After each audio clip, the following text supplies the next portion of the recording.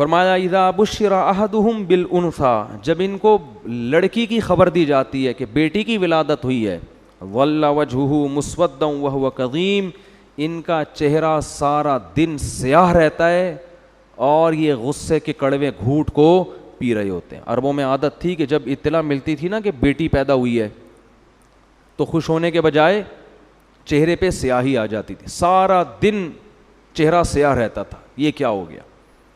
ان کے ہاں بیٹیوں کا یہ مقام تھا۔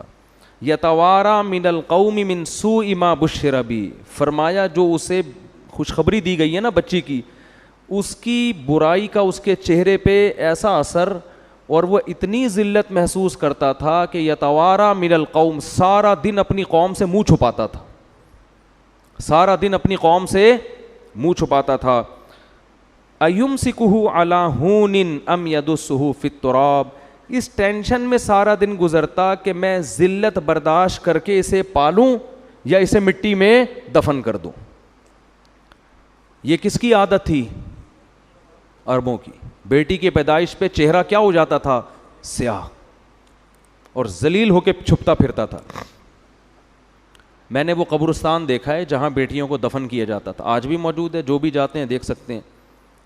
ان مشرکین پر ہمیں تعجب نہیں ہے، تعجب آج کے پڑھے لکھے لوگوں پر ہے کہ جو نسل روکتے ہیں اس خوف سے کہ کہیں بیٹی پیدا نہ ہو جائے۔ اور میں نے خود آج کے جنگلیوں کو بچی کی پیدائش پہ روتے ہوئے دیکھا ہے، پہلے مجھے یقین نہیں آتا تھا، لیکن پڑھے لکھے جنگلی، پڑھے لکھے جاہل، ان کو میں نے اب بھی دیکھا ہے بچی کی پیدائش پہ آنسو بہاتے۔ یہ کیا ہو گیا؟ میں ایک دفعہ ہسپتال میں بیٹھا ہوں تو سامنے کوئی خاتون رو رہی ہیں اور وہ بیٹا ان کا پینٹ شرٹ میں، لگ رہا تھا کوئی ایجوکیٹڈ فیملی ہے، وہ بھی بیچارہ پریشان، منہ ایسا نا اس کا جھکا ہوا، رو تو نہیں رہا تھا لیکن منہ پہ یہی کیفیت تھی جو یہاں قرآن بیان کر رہا ہے، چہرے پر کیا ہے؟ ذلت۔ تو ماں اس کو تسلی دے رہی ہے اور رشتہ دار کہہ رہے ہیں بھائی ہائے بیچارے کا منہ اتر گیا، پہلے بھی بیٹی ہوئی تھی اب بھی کیا ہو گئی؟ بیٹی۔ اس سے پتہ چلتا ہے کہ یہ لوگ خدا پر ایمان نہیں رکھتے، ان کو کوئی ضرورت نہیں ہے اپنے آپ کو مسلمان کہیں، شناختی کارڈ میں تمہاری نمازوں کی اللہ کو کوئی ضرورت نہیں ہے۔ سب سے پہلے اللہ دیکھتا ہے کہ تمہارا اللہ پر ایمان اور توکل کتنا ہے۔ بیٹی کس نے دی ہے؟ تیری ماں بھی تو کسی کی بیٹی ہے نا جس نے تمہیں جنا ہے، وہ نہ ہوتی تو تم پیدا ہوتے؟ ہمارے نبی صلی اللہ علیہ وسلم نے اس ماحول میں آنکھ کھولی ہے کو زندہ دفن کیا جا رہا ہے، اور قرآن کیفیت بیان کر رہا ہے یتوارا من القوم من سوء ما بشر بہ، کہ سارا دن اس کا چہرہ سیاہ رہتا تھا۔ لیکن آپ صلی اللہ علیہ وسلم نے کتنی محبت دی بیٹی کو، نماز میں اپنی بیٹی کی بیٹی کو، نواسی کو کندھے پہ اٹھا کے 4 رکعتیں آپ نے ظہر کی پڑھائی ہیں۔ حالانکہ بچوں کو کندھے پہ بٹھا کے نماز پڑھنا سنت عمل عام معمول نہیں ہے، آپ نواسی کو کندھے پہ اٹھا کے 4 رکعتیں پڑھائی ہیں۔